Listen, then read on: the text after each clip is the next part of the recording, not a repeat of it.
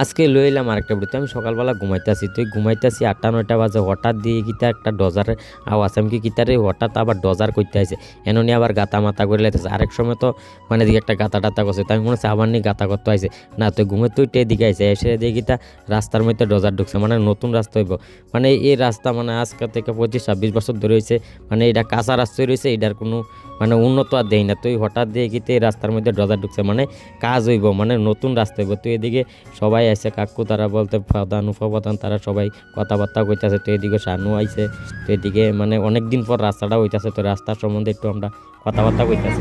কিরে ডজার দস ডজার ওই জায়গা জায়গা ওই জায়গা ওই জায়গা জায়গা জায়গা ডজার জায়গা তো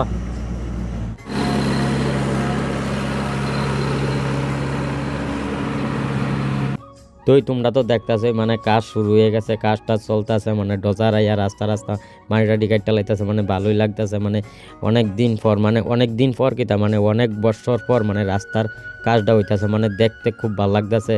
আর এদিকে রাস্তা হইলে মানে বাড়িঘরও সুন্দর লাগে, এরপর আবার জায়গার দাম টামও বাড়ে, এই মানে খুব ভালো লাগতেছে আর কি।